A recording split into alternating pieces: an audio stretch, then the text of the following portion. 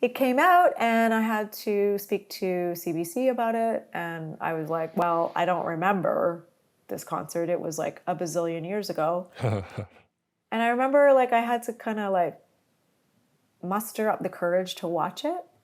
And I think it's because I was really afraid of what I was going to see. Welcome to Creative Insanity. Creative Insanity.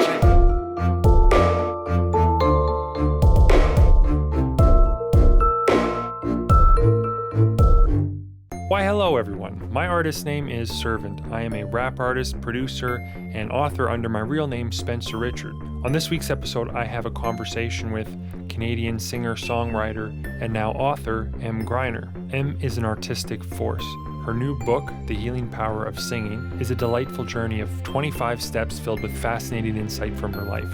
From getting a record deal and later ditching the music industry to being a single parent and touring as a singer with David Bowie, she even collaborated with astronaut Chris Hadfield on his world-famous cover of Space Oddity, the song that made history as the first music video filmed in outer space. I was delighted and honored to speak with her at length about her life and what she's learned, and I'm really excited for you to hear it. So sit back with some coffee or throw this on while you're out for a walk. This is Creative Insanity, and I hope you'll be charmed and inspired. Emm Gryner, welcome to Creative Insanity. Thank you. How are you? I'm great. As we were talking before we started recording, my kids are now home, which is a little crazy because there's no school because of COVID. Hooray! Yeah. It's been an interesting time to be a person, let alone an artist releasing a book like yourself. How's that been?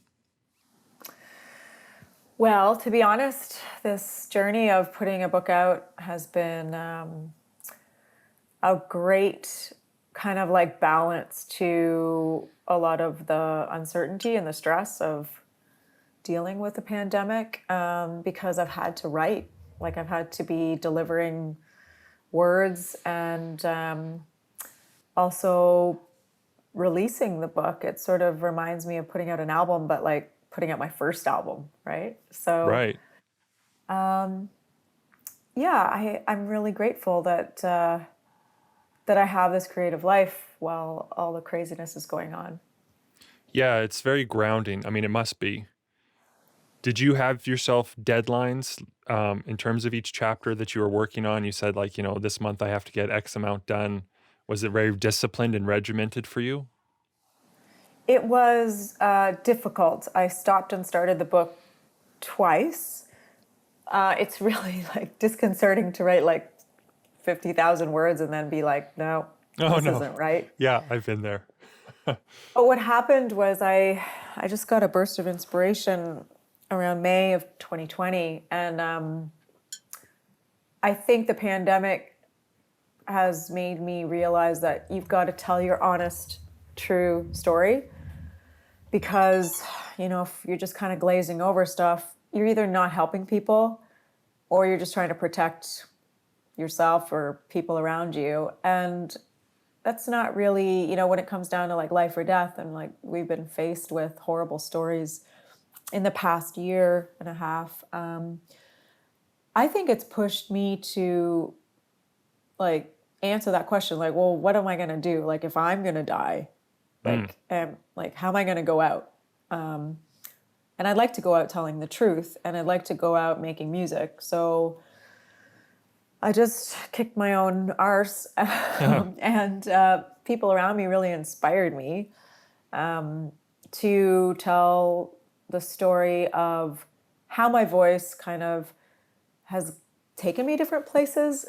Like you could just say that sort of like, well, of course, like you're a musician, so you tour around, so of course your voice takes you places. But I feel like it's taken me far, far beyond what I expected. And also like shown me a lot about like what needs to change in my life. And so it's been intense, but it's been good. Yeah, no kidding. It's interesting you said that, concerning your own mortality was a kind of pressure. It's like that's like the literal deadline, to Yeah. get everything out. I know a lot of artists, I'm one of them, I work well to deadlines because it's a sense of urgency. Mm-hmm. Like you have that pressure of, oh man, I got this thing going on. I've got to get it done. I've got to line up all my ducks. Otherwise, I'm going to look bad and it's going to be bad and everyone's not going to get anything out of it. And I wonder if that's, a natural boost that we can access at any time, is just considering the fact that we really could go at any time, and we're living in really tumultuous times and COVID. And like you said, like there's a lot of families that are, you know, going through the ringer right now. But that's a kind of, I guess, perverse gift in a way that we can consider the terrible and use that as fuel. Do you know what I mean? Yeah, I think I've used the terrible as fuel my whole life. Yeah, of course. So, not to belittle what we're going through. This is just Yeah. something that humanity's never, like our generation before, have never dealt with. And there's been a lot of sadness and a lot of loss. So I'm not trying to belittle that, but I do believe that, this narrative, not to get too into it, because we are inundated with opinions and comments yeah. and divisions and I'm voting for this person because of this and vaccines and all that Oh yeah, stuff. so fun. I think that I'm not trying to simplify it, but I've been in a place where I have been the victim, played the victim, and I think once you decide to look at yourself and your role in whatever has occurred in your life, then you're able to rise up out of it. So deadlines, whether it's the day that you die or an imposed deadline by your publisher or whatever, I think as artists, it's good for us to just recognize the importance of those, because making music and art and writing is so floaty. You could just be I'm just going to do this all for months, and just Yeah. not finish it. Whereas if you look at the business world, there's deadlines and things to meet all the time. And I think once you treat your art like a business a little bit, then you start to feel that forward motion and you start to see accomplishment and you start to come out of whatever hole you're in, so. Mm-hmm. For you, the voice has been an immensely powerful thing. I mean, not only do you have a wonderful voice, but it's been, key to your career, right? It's exactly what you do in a lot of ways. So I wonder, oh, I lost my train of thought. See, this is something I'm going to edit out. That's okay. Oh man. Take some coffee while you lose Yeah, your well, way. I just started the coffee. It hasn't kicked in yet. Mm-hmm. The voice being this powerful thing for you, it's so much more than just a tool. But talking about business, it seems like, do you have to kind of disconnect and look at your voice as just one of the business tools? This is part of my acumen. This is what I got to use to get my job done, or is it something deeper than that? That's a good question. I always think the voice is so connected to you, so you can't really separate the two. But in the book, I talk about keeping your voice healthy, and that might seem okay, well, what do? You don't yell or don't eat cheese or, take care of it or whatever. But it's actually, I think, such a tool. When you hear someone speak, I'm really keyed into it now because it's a glimpse at their soul. It's a glimpse at their confidence. It's a glimpse. It's almost like a little snapshot of their life if you kind of read into it a little bit. Yeah.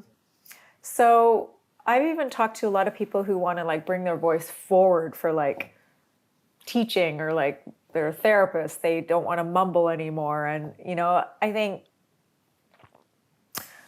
just kind of putting a spotlight on how to keep that healthy. So what is it, is it breathing? Is it exercise? Is it a mindset? Is it something that you tell yourself? It's really fascinating. And then there's just that whole other part of it, which is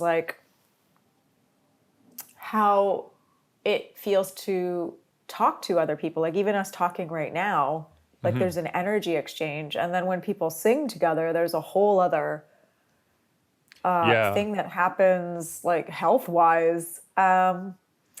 So I think just recognizing that it's a powerful tool is just like smart personally and business wise, I guess. And whether people want to find like their inner voice, you know, like that's really what the book is about, is just like living by your own code.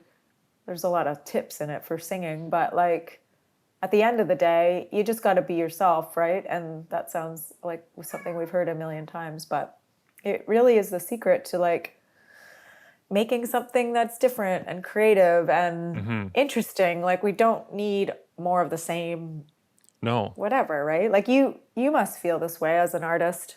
Yeah. Yeah, And, I'd say so. Because your work it's challenging and it's different and it's, you know, even this podcast, this, you know, like there's so many podcasts. So why did you decide to make this podcast, right? Yeah, well, I think you nailed it with authenticity. The idea of, it's kind of neat. Like you're talking about voice as you said, this window into the soul almost, right? Like it's this kind of snapshot of somebody. And I think that's a really cool perspective, because it's like you can take a person and you can chop up aspects about them. And each one of those aspects, like let's say voice is one of them, if it's in alignment with who they are, if it's fully expressed, if it's treated like, you know, every aspect of it is treated seriously, it can become a perfect window in a way. It can become a pure reflection, a microcosm of who you are in the fullest self. And that's interesting. I think maybe there's analogies for like sports and stuff, you know, people who they've fully got their bodies in tune to perform a certain activity. It's like a spiritual experience as well. It's something that you don't know an athlete unless you've witnessed them perform in a way. And you don't know a singer unless you've heard them sing, or an artist unless you've seen their art. You know, like it's a kind of interesting, I guess it's just like a glass windshield when it shatters and it's designed to go into like these little balls. It's like, that's us. You can shatter us, but we have everything is the same in these little micro areas. Boy, that was flighty. That's okay. I like that. I was thinking of your videos with like glass breaking. Oh, right. Yeah. You know what? It's funny you bring up sports, because I have a whole section in the book where I talk about, well, the fact that singing is a sport. So, you know, people don't think of it that way, but you have to train, you have to find a coach, you have to be in tune with your coach, you have to be diligent about your training. If you want to sustain a voice, like, and have a voice that can withstand several shows in a row and being in the studio for long periods of time. And then also the visualization that happens. Like a lot of athletes have visualized themselves like being champions, like some people from a place of injury where they couldn't actually go out and train. And I think the same is really true with the voice. And it's sort of an untapped thing. Like when people come to me for vocal lessons, which I don't do a whole lot right now, but like it was a big part of why I wrote this book. It's physical, but then it's like mental and emotional, right? So I really try to get people to stop saying that they are terrible singers. Like stop thinking about that person from when they were 12 who said they were a terrible singer. Like that stuff we hold on to, we believe it, we think that it's true, and then it ruins our whole life because it was given to us at a time when we didn't know any better, we took that information as truth. So it's just a chance for people to rewrite that, you know?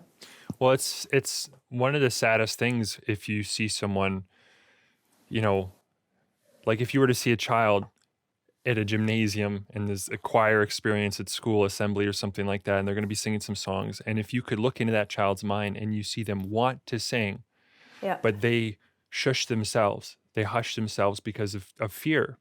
And that's terrible. And it's so sad. And I think that it's something that afflicts far too many people, you know? I Yeah, mean, for sure. I ask you, like, did you experience insecurity around your voice at any time in your life? Oh yeah, all the time. Because I just came from a family we were musical, but it wasn't like, oh, let's all sing and like let's sing family folk songs. It Yeah. was just like, if you sang at the dinner table, it was discouraged. It was like not polite. I was like, I think when you're little, sometimes, any criticism, like I was a highly sensitive kid and it was not championed to be a feeling kid. It was just like a super big annoyance to everyone around me. So I try to be mindful of that with my kids when they're sensitive because you shut that down and it's just super not fair to them. So I think that being sensitive to criticism really made me go quiet. And then, so when I was writing my songs when I was a teenager, I would only sing them like when everyone left the house, or like I'd sing them really quiet. And Hmm. but it's funny because the desire to sing eventually broke through all of that sort of like fear of like, oh, someone's going to hear me, I'm not very good or whatever. That desire to sing my songs, right? And then like even singing with Bowie or like being on a record label, my voice was not that good. It was just through experience, working with a vocal coach, finding my way in life where I actually got to a point where where I could say, yeah, it's good. I like it now, you know? I think too, a big thing, first of all, I relate a lot to that. My parents were I'd say they were musically encouraging. Like for me, it was piano was the first thing, Yeah. and I didn't dare sing because I think I was just an insecure kid and very self-conscious and very sensitive as well. Yeah. But when I was 17 and I started to write songs with the guitar and sing little bits, yeah, I remember just being quiet, like whispering a lot. And I mean, Yeah. it wasn't, I don't think like my family would have judged me in a big, harsh sense. Like, I think a lot of that was coming from me. But yeah, I mean, it still stays with me. I mean, I'm 31 years old and I have insecurity about my voice because, as a singer, like I have pitch issues in the higher ranges and there's things that I wish that I was better at, though I have grown. So I guess that's the first thing I'd say is that I really relate to that. And when you look at what you've done and like I've listened to your music and man, I love it. Thank you. I was really thrilled uh, to get into contact with you through Steve and get listening to your music because it just, man, I think I told you this before, but it's music that if I heard when I was a kid, I think I would have fallen in love with it and it would have influenced my music up to this point, like my character as an artist, because it's right in the vein and unique as well in the kind of thing that I really loved. And so now I'm discovering it, and it's a whole other inspiration. But I really like your songwriting as well, and that's talent that I want to talk about. But man, I got on a rabbit trail there. But I guess it's you have to have confidence, I think, to feel a sense of peace, when it comes to your voice. Would you say that's something you experience? Like you're saying, you're like, it's good now. This is something that I'm cool with. Or do you still like nitpick at your voice? I don't nitpick because I think that when you figure out what is, like, let's say you have like your voice is so part of you. So if you're stressed out or you didn't sleep for a couple days or whatever, your voice will reflect that, right? So there's always some kind of physical reason why, or emotional reason why the voice doesn't cooperate. So once you know that, then you can stop like kind of needling it and going like, well, why isn't this happening? Like we make it so personal about ourselves. Like, like, you don't want to hear me sing or whatever. Right. And meanwhile, the solution to what that person might be complaining about is just mechanical. Or again, like we're talking ourselves out of it. So yeah, I mean, just the other day I had to sing, I did a concert and I'm recovering from a cold right now. And I talk about singing with sickness in the book because you can do it. And I was able to pull it off, but it's just an acceptance of saying to yourself, it's not going to sound the way it sounds when I'm healthy. I can still do it. Here are the tips, right? It's like, it was my hometown and there were like a lot of people from my high school that want to come up and say hi. And you got the mask on as well and everything. So you're projecting even more. So that's hard on your voice. So there comes a time where you're just like, okay, well, what do I have to do to protect my voice? So I got to go and like just go backstage or go in my car for a little bit instead of like talking to people for like 3 hours and then expecting you're going to be able to sing. So it's just like experience, common sense, knowing what your voice needs kind of thing. Yeah. How has your understanding grown over the years? Because, I mean, you went from being someone who was kind of scared to sing out loud at home to who you are today, which is, I would say, I'm trying to find the right word, but basically somebody who is well known for their voice, who's literally putting out a book about voice. Like you're a voice icon of sorts, like Ooh, you a voice you like that? I'll take that. Yeah. I'm going to start putting that in my bio, voice icon. Yeah, do it. I'll write your bio. I'm good at that sort of thing. But like, what a journey. Like, has there been watershed moments for you? Have you come to a certain point and gone like, oh, I just need to not talk before a concert or something? Like, what have been some big light bulb moments for you? Well, a couple of things. I got the job singing background vocals with David Bowie when I was 24, I guess. Which is super cool. Yeah, and that was not something that I wanted to do, be a backing vocalist. I didn't actually know that much about David Bowie, but I was at this stage where I'd just been dropped from my record label. I was sort of like wandering around New York City, and I was like, sure, I'll sing with David Bowie. I don't know. I think I remember him from Dancing in the Streets and whatever. So that experience was very transformative because we did all the late night shows. We did huge concerts. I was able to record with him. I talk about that in the book of all the ins and outs of what that was like. But what it did is it gave me permission to call myself a singer. Oh, right. Because people would just think, oh, well, she sang with David Bowie. She must know what she's doing. I didn't really know what I was doing. And it's an example of how you can give yourself permission. You don't have to sing with like a rock icon or a legend or whatever. It's kind of an illusion, if you will. Like, I mean, sure, there's some credibility that comes out of like, oh, well, I sang with David Bowie. But like you tear all that away of like whatever that means, a celebrity of it or whatever. Mm-hmm. And you can give yourself the permission. So you just decide that you're going to be good at something or decent at it. And then you do whatever it takes to kind of like live up to that. So the permission aspect of it, I always encourage people, like you almost just need someone to be supportive.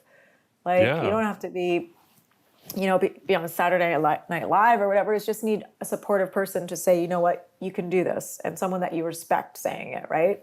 And then the other thing was I went through a really painful breakup in my life around 5 years ago.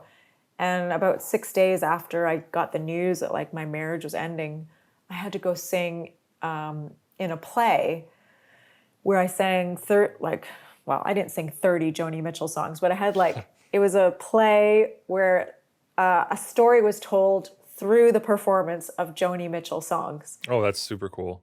Yeah, it was really, it was a great distraction for a terrible, no kidding, heartbreaking time in my life. But that showed me that your voice can actually, like if you're pushed to to kind of show up and present yourself, maybe the same way that, like, if someone has a 9 to 5 job and they're going through something personal, but they're expected to be at work, right? Yeah. It's almost good, like, to have that sort of, okay, someone's waiting for me to show up. If I don't show up, like, there's only going to be 2 singers in this play, and Yeah. it's going to be, it's not, I promise to be in this play, right? So in that case, it was like a survival. I really learned how to survive a difficult time through using music. So I talk about that in the book. So it's literally about, like, looking at yourself. Like, I actually turned the camera on myself, sang these songs, like there was choreography, and I am not like a dancer, so it was like comical, right? But you push yourself through the power of music to, like, rise above the BS. And that's another thing that I think we can allow ourselves to do. Mm-hmm. Do you think that some people have a particular predisposition towards, like, voice, song, music? Like, do you think some people need a higher percentage of it in their life than others? That's a good question. I think we all need it. Sometimes we're not aware of it, right? Mm-hmm. There's a brief period of time where I took a year to be a support worker. I just had kind of, like, burnt out with a band that I had been in. And I was just like, you know what? I'm really tired of, like, trying to put the spotlight on myself. Mm. And so I helped out in town here where I live. And one of the things I found through trying to get away from music is that it just found me again, because there was someone I was working with who was nonverbal and very old man. And he just never saw him smile, just kind of helped him through his day, made him meals and everything. And then I discovered, like, by playing him some music from the 60s, he just lit up. Oh, man. It was the most amazing thing. And I saw him smile in ways that I'd never seen him smile, first of all. And so I just kept, like, going through all these songs from the 60s. I'm like, what about this one? What about this one? Like, compile the playlist of the ones that would make him smile. And it just reminded me, it's like, well, I mean, it's great to help people in this job, but I'm not meant to be a support worker. So I just, Yeah. back to music, right? And we don't really always know how much we need it. Like, I see people humming through their day, or, like, a lot of people who are sick listening to music, and people have told me they've listened to my music in they've seen, like, relatives, like, listen to it in the last hours of their life. Oh, my and gosh. It's enough to just make you go, well, what matters, right? Like, Mm-hmm. It's such a gift to be able to not only make music, but to see the effects of it, and to try to be grateful for it. Because I think a lot of my book is about just, like, the fact that I wasn't grateful for it for so long, right? It was just like, I don't know. You get so busy. I don't know if you feel this way with your music, but, like, you're a parent as well. So you get really busy, and then you just don't look at how awesome everything is, right? Yeah, I think that I can get very clouded. Like, I literally, I won an award, actually, a couple nights ago. It's No way. a local award. My town, I live in a small town, and they have this thing called Arts on Fire. And it's Cool. they select, you have to be nominated for, like, artists of the arts, and there's a few other categories for people who support the arts in the community. And it was a gala evening, but it was done through Zoom, and Right. I won this award, right? And so this was this Congrats. big, cool thing. Yes, thank you. The next day, which was yesterday, I was feeling very depressed and feeling like, man, like, nobody cares, and, my music sucks, and I just, all these negative thoughts, like, no one really listens and doesn't matter. And it's a place that I can get to despite, how well things are going, despite Mm-hmm. that, nice little awards are happening, and people listen to my music, and, people do reach out to me now and again. And despite all that, it seems like I can have a battle of significance, whether or not I matter. I wanted to ask you, actually, we have even more in common. It's kind of ridiculous. I actually worked as a support worker. I was a team lead for a time, running a house for an organization that helped individuals with special needs. And it was, I kept thinking to myself, this should be super rewarding. I should love this. I should feel satiated as a human being. Like I did it. I helped the poorest of the poor, like the people who really needed help. And I was good for them, but I still felt, yeah, like a longing for art, a longing to make music. And like, that's the way that I want to help people somehow. And I could never reconcile that because it seems like am I like not a good person because I'm not happy helping others? Did you ever have any thoughts in that neighborhood? I found the job rewarding, but very difficult. So I have great respect for PSWs and healthcare workers, and I think that instead of maybe feeling kind of stuck in that position, I saw it a little bit as like a sign that I should, like, I think being aligned with the right energy in your life is the answer to a lot, right? So, if you find yourself doing a job that maybe isn't the right fit for you, it doesn't mean that you're a bad person or that you're not caring. It just might mean that your passion is not of being a support worker, right? Yeah. Or maybe it was for a time and it's not again because you've grown. So I kind of saw it like that. And like we can be so many people in our lives. So there's no point in like beating ourselves up about like, oh, I wasted my life doing that job for like 5 years or whatever, right? Huh. It's all part of a story. You're like building a story but I see, that's really interesting that you did that. And I bet you reference it in your mind that time. Yeah. I A learned, lot. oh man, I learned so much about myself because it is, like you, I have a lot of respect for people who do that. I worked with a handful of individuals, but in particular, a couple who had some great challenges. One guy was verbal and he had some stuff going on that it made it, hard. It felt like, a person was never learning. There was learning that was happening, but it's like if a person doesn't have these challenges, let's say, it might take 2 or 3 trials for you to learn something. If you said the word donut or whatever, and I was like, and I was like really bothered by that, and then it happened again, you'd be like, okay, something about this word I don't want to say around Spencer for some reason. But, I'd be around individuals who weren't learning. And that was really hard because it's like I expected things to sink in. And so it took immense patience. Building a story, I think, is such a healthy way to put it because we can wallow in these, identities or these trips around doing things that maybe we're not super passionate about, but that it's building the arc of a powerful story, I think, is a really cool way to look at it. It's like we're the protagonists in our own lives. Yes, absolutely. And I think what you said about expectations, you expected certain things to happen. Yeah. That I'm realizing is that's where all the difficulty comes from. When I have to the very few times I have to deal with someone difficult in my life, I realize it's because, either they're not aligned in their values. Our values don't really match up, which is like, I think sometimes we just have to say like, your values are different from mine and like move on.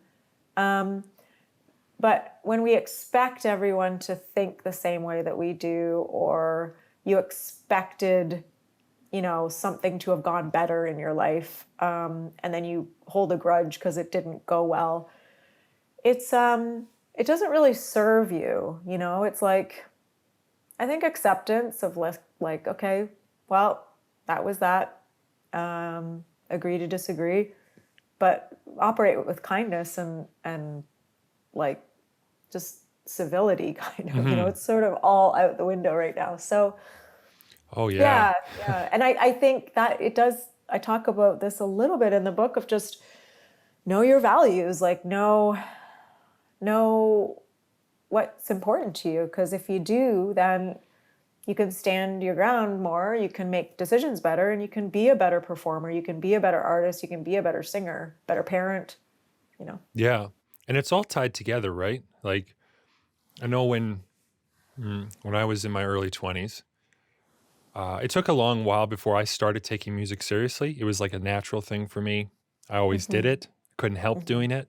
But then when I was 25, I was like, wait a minute, why can't I actually try to do rap music? Maybe the world won't explode, maybe. So, Yeah, I've been at it seriously, I guess, for about 6 years, like trying to take it seriously and learning all that. But awesome. you get to a point where expectation really is the killer of joy, you know? Yeah, it really is. Yeah. And I don't know, I think what's deadly is unspoken expectations, Yes. is where I found myself in a place before, and I don't know if you have, but where you're like, I didn't expect to be here, or I didn't expect this to go this way. I thought things would be different. And yet, I didn't know that I expected that. I never voiced that. Yep. Oh, I wonder about when it comes to voice, less about the mechanical stuff. How much is important about what you say or what you sing, like content? Yeah, that's a really good question.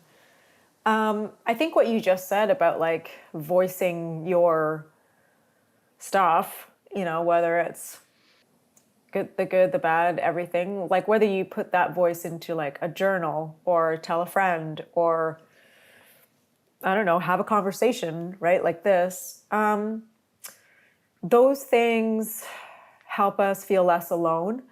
And then in terms of what you say, I mean, the only thing that I ever encourage my coaching students and people that I work with to do is to eliminate like that negative talk from your speech, or like making excuses about your art. Like, how many times people give me music and they say, well, it's just not, I just did it in my Uh, bedroom or whatever. It's like, no, yeah. like you did it in your bedroom and that's awesome. Yeah. Like, we're so down on ourselves. And I think, when we can just be a little bit of our own champion, then it's kind of better for everyone, really. Yeah, because otherwise you may be squandering something like a gift to another person. I think we can even look Yeah. at like an example of yourself. If you had succumbed to your worst fears as a young child, and if you had not pursued singing seriously, if you had shied away from your voice, we wouldn't have ended up in this conversation, you know? And this conversation and your music and stuff like that has made a meaningful impact on my life. And so that's one person, that's one Yeah. person at least that were you to have, I guess, not sought finding your potential in some way, their lives would have been less rich.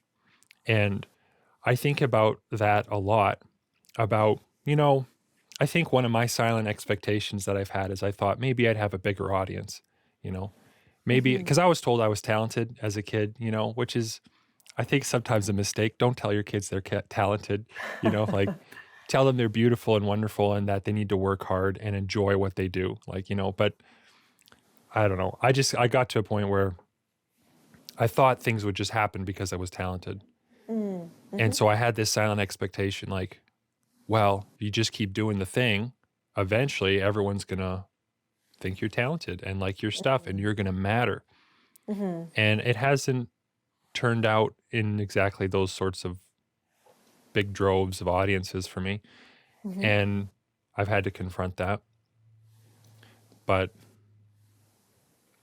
boy, it seems terribly self-indulgent that I lost my train of thought again No, it's about okay. I this. mean, I think that's the thing. When you're an artist, you do have a silent expectation of how big you're going to be. Like when I was 18 or 19, I was like, I'm going to be Madonna. I'm going to sell millions of records and I'm going to get a record deal and it's all going to work out. And I got the record deal But then what I didn't realize is that there's a lot of stuff that's not in your control, right? Mm-hmm. So that's what I didn't really like about the corporate kind of major label world. It was, to me, it was, well, it's a business, right? And I wasn't ready to step into that.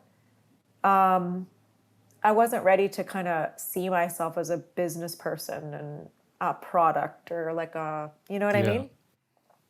I think I was much more interested in creating and just like being active and making connections with real people.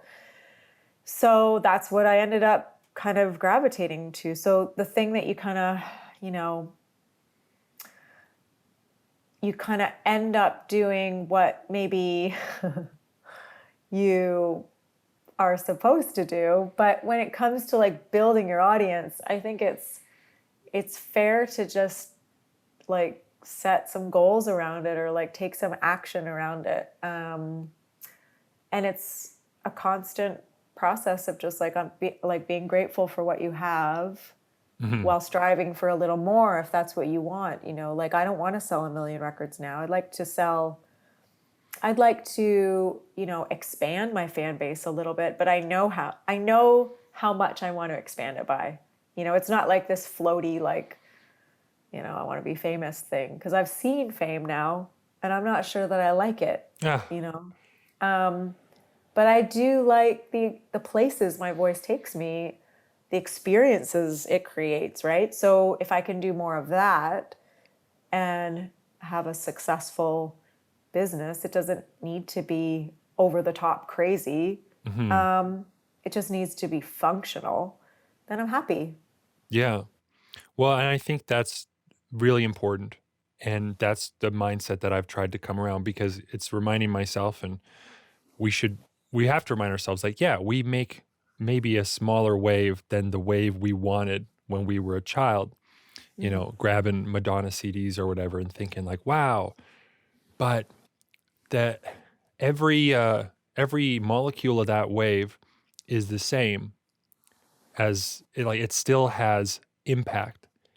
Yeah. It's still knocking people flat, and it might be one or two, it might be 10 or 20, it might be 100 or 200, but it has this ability to connect with others, and that's the point of your art. So if you are, I think, a more fully realized artist is, like you said, not the one who's pursuing fame for fame's sake because they have this great skill that and talent that they're going to use to get it, but the artist who is doing what they love for the sake of what they love, and then giving the business side of things a fair shake. Just basically saying, you know what, I'm not going to keep these 45 songs to myself in my studio walls. I am going to try to put them out there so that someone has a chance to get something out of it. Yeah. And if they don't, well, I still enjoyed making it. I still enjoyed putting it out there, and my life is richer for it, you know? That's totally it. Yeah, like impact over insights, right? We're so, this whole thing about like algorithms and followers and like tactics and everything. It's like, this is really distracting from good art and good music. And yeah, you have to play the game. I think there's a way to balance it. But there are people who like do the social media marketing. That's their job, right? It's not our job as artists to do it. And I think once you, exactly what you said, Spencer, like keep your eye on what you love and do what you love and serve your heart instead of serving like the trends, I think, you know? So when your personal experience of voice and the power that it's had in your life, what point did you, what clicked in your head at one point that said, I should make a book about this because I shouldn't be the only one who has this, you know? When did that happen for you? That's a good question. It happened 2018, Glastonbury 2000 had just been released. It was this concert that David Bowie did when I sang with him. I didn't realize that they filmed it, and no one told me. Like none of the band knew it was coming out, and then it was like, oh gosh, it's coming out. Like, Did you do your hair? yeah, they're getting a little bit better about like letting us know when stuff comes out now. But It's really funny, but they didn't let us know really. And then it came out and I had to speak to CBC about it. And I was like, well, I don't remember this concert. It was like a bazillion years ago. And I remember like I had to kind of like muster up the courage to watch it. And I think it's because I was really afraid of what I was going to see. Oh, wow. And that's not like afraid of seeing David Bowie. I was afraid of seeing myself. And because at that point, watching this concert, my marriage was over. I was like in a bad place. I was just super lost. Like I had a band that was going sideways. Some people had passed away. I was like being kind of not the greatest mom, I think. And I saw myself and I realized, wow, that was me before I became someone's wife and slugged it out trying to be the best wife on earth and the best mom and like looking like I was an indie artist, like with, I'm like so independent. That was like, you know, trying to like really exude that I had it all going on. And maybe so, in some ways I did have a lot of great things happening, but I wasn't happy. So when I saw the concert, it was a real wake-up call. And another thing I saw around that same time was the Bohemian Rhapsody movie, which kind of reminded me about Freddie Mercury and how brilliant a vocalist he was. And I was just seeing all these things about voice coming at me, like singing at Glastonbury, Bowie, like we were all worried he was going to lose his voice at that concert and he didn't lose it. And we were just like, woo. And then Freddie Mercury, thinking about him. And then people came to me for singing lessons out of the blue in my town. And I was super not interested in singing, being a singing teacher. But all of these things were like a message to me, almost like someone saying like, you wanted to sing your whole life. You learned how to sing. You did all these awesome things and you are so not grateful for it. So you should start being grateful for it. And I just started to write about like the things that my vocal teacher taught me about strength and how to be powerful. And then I also wrote about my experiences, like the ones that I think could have a little light bulb go off for people in terms of like what they can take away from the story. They're not like, this is not a memoir. It's not really like, hey, look at me and the things I've done. It's more like, it took me 25 years to learn this stuff. So you can learn it in just reading the book quickly. You can read it in 4 hours.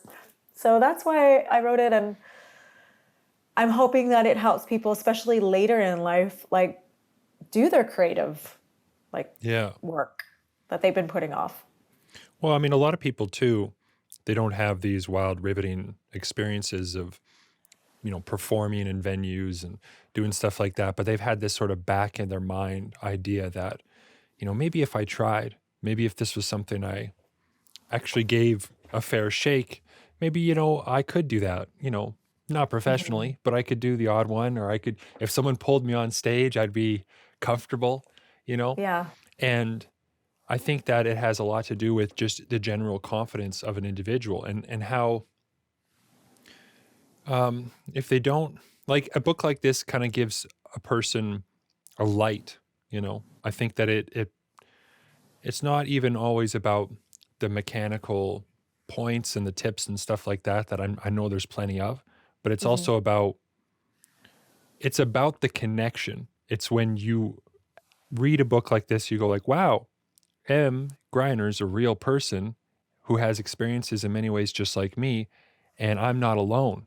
And I can try this too because I am like her in these ways. You know, like it's, I think that a lot of things just kind of boil down to connection. And so a book is a great way to do that and to help someone come out of their dark cave into the light, into the real world. Yeah, we often just need, you know, this whole thing about we don't need external validation. Well, we do. We need like other humans around us to like help us and support us. Like nothing gets done alone, right? So I am hoping that, those stories give people, like I said, the permission to do what they want to do. And the other thing is like, a lot of people are like, oh, I'm 40, I'm 50, I'm too old to do this. It's like, are you kidding me? Like when you're 80 and you look back at like yourself saying that, you're going to wish that you had done it. Like, so I'm hoping there's a little bit of that as well. Yeah. Gets people inspired to actually pursue something they're interested in. But what I like about the approach of your book too is it's not just about voice in a way, like it's about like, or you don't have to be super into voice or want to be a great singer to have good takeaway from it, because it applies to so much in life, Thank you. So what is your hope? Like what you're doing right now, do you have any expectations for things that are, like, do you have any silent ones you're not aware of? Or do you feel like you're kind of in this great state of, you're like, you know what? I did it. The book is done. Now I'm going to do a bit of press for it. I'm going to go on the odd podcast and do this and that. And how do you keep yourself in a state of like, I don't know what to say, like realism in a way, so that you're not like feeling hurt if things don't work out in this big way? Or how do you, I don't know how to ask that. You know what I mean? Yeah, I think it's a combination of being a little bit realistic, right? So, you kind of have to zoom out, right? So if you put out a song on your own, for example, you can't expect to go on a world tour like the next week or whatever, right? Mm-hmm. So you look at what you've built up around yourself, right? So your team, who you work with. And I think instead of expecting them to do things for you, which is, like you say, it's the joy killer. Yeah. It's like you hope that there's some help and you communicate what you need to them.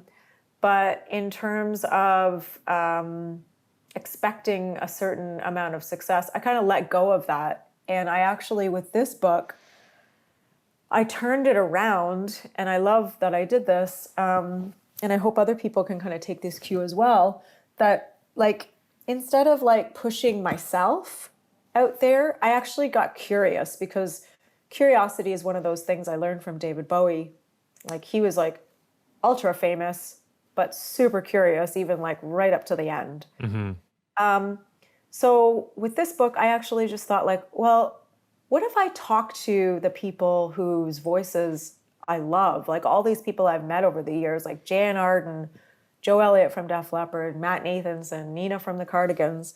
And instead of like trying to find ways to talk about myself, I actually asked them about their experience with voice. And I mean, it might seem like a promotional tool, but I actually, if you watch these interviews, I'm asking questions that I want to know, right? Maybe similar to like our conversation right now, right? You've described my podcast. Yeah, so I mean, it sounds maybe like self-serving, like, oh, I'm just like trying to get some tips from people I've met. But in a way, it's like every one of these conversations I've had them on Instagram mostly. I'm so grateful for them. Like I learned so much. It's almost like this has been the summer of like me learning how to like go by feel and accept, myself. And so I think in that way, putting the book out, like one of the secrets of singing, that I have 25 secrets of singing in the book, and one of them is to give back. And I'm hoping that that's sort of like a little example of that, because it's not all about me, right? And once you kind of realize that, then it's there's so much more joy, right? Yeah. Oh man, I relate heavily, and because I think I have a tendency, coming out of my adolescence, to be thinking it's all about me, like looking at myself as this sort of, I'm special. But when I was a teenager in particular, I think I had a lot of attention-seeking behaviors for that reason. And I would do things to be the class clown and to be the center of attention. And what I've learned through in part through this podcast and conversations like this, and like you're having with, Jan Arden and Joe Elliott and all these people, is that I've there's two ways to connect. For as an artist, it's like there's one way, which is like you are looking at me and you see me, and I see that you see me. Isn't this special? Isn't this great moment? Yeah. But then there's also I see you, right? There is this thing that I've been learning to do is to pay attention to other people, not just to learn from them, but just to connect. Like I truly see you, and there's value that there's intrinsic worth that you have as an individual because I see you, and that curiosity and connection does so much more for me than the attention seeking. I feel so much more energized after a conversation like this than I do after, spending an hour on like promotional materials for myself or something. This and there's a kind of like paradox to it because it is somewhat promotional. Like I have a podcast, so if they're like, oh, Emm's on this podcast I've never heard of, and I like Emm a lot, so they listen to you, and then they go, oh, that guy seems tall and kind of cool, So it's like there is promotional, but it's like it's not an intended effect. It's like a side effect, and that's I think like success or anything in life. The intention should be the connection, the joy, the love, the pursuit of something meaningful. That's what it's about. And anything that comes from that is background, Yes. Yeah, I really believe that too. And sharing, right? Like there's so much that we can give by sharing, whether it's our stories or our music. And sure, like you can't not like you got to put it out there. Yeah, So that's it's hard just striking to do. it's striking that balance, right? Of just like a long, long time ago, I was in this reggae band. Oh, really? I was like 19 years old, just in college, and one of the members of the band, who was a lot older, the percussionist, he said to me about assembling a band. I was at that point trying to put together my own band, and I was struggling with it. And he said, Em, you have to respect yourself enough to ask others to play with you.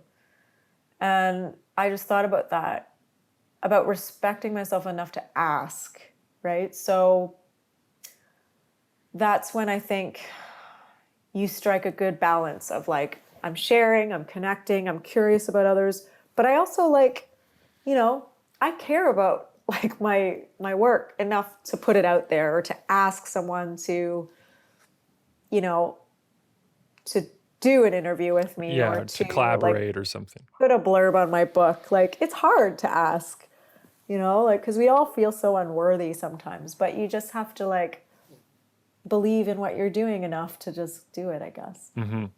I find too, if I ask, I often throw in so many caveats.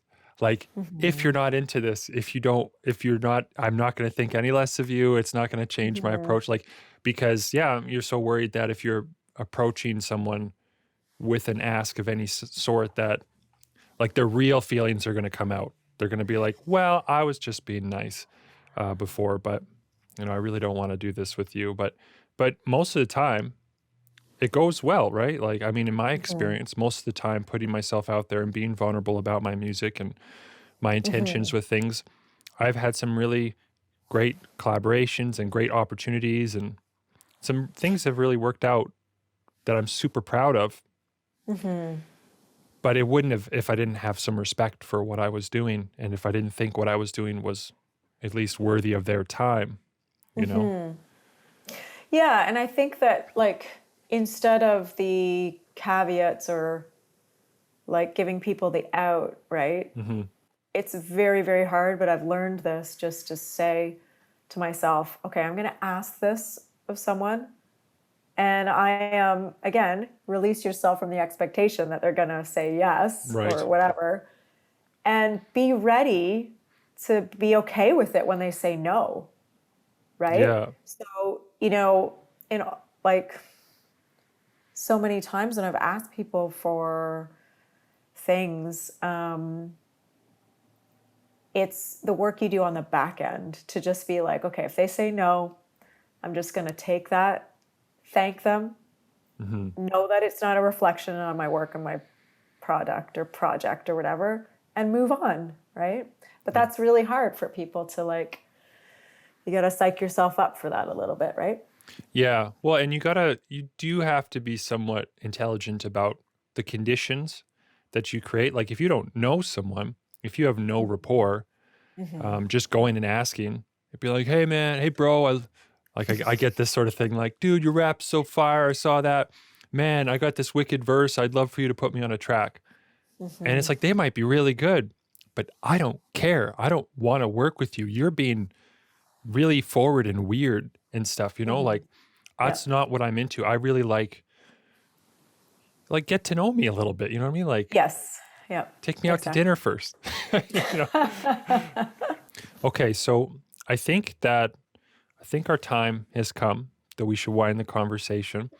But thank you. I will say that, you're very talented and it's awesome to be asked by you to be a part of this. And thanks for asking such great questions. Oh, well, no, thank you. I really thank you for that. I do try hard and I really appreciate your time. This has been great. And I think a lot of people are going to get such value out of it. Oh, and they should all go buy your book right now because it's available. And when this episode comes out, it'll definitely still be available. So Yes. had to do some math there. Yeah. So The Healing Power of Singing, Raise Your Voice, Change Your Life. It's available in your indie bookstore. It's also available in all the bigger stores. And then it comes out in the UK and Ireland in October. Oh, wonderful. Yes, and Spotify, Emm Gryner, and check out all her music. And your website's emmgryner.com, right? Yeah. Yep. Just go do all those things. And thank you again for your time. I'm going to cut All right. the episode. Thank you. See you, Spencer. Thank you for listening to today's podcast. If you found any of this valuable, please consider subscribing, recommending this to a friend, or leaving a positive review on iTunes, Spotify, or wherever you happen to be listening. If you watch this on my Servant YouTube channel or Facebook page, please leave a comment and share. I love to hear from my listeners and learn from them. Learn more about me at www.servant.com. That's SRVENT.com. Thank you again for your time. Now go be creative and sane.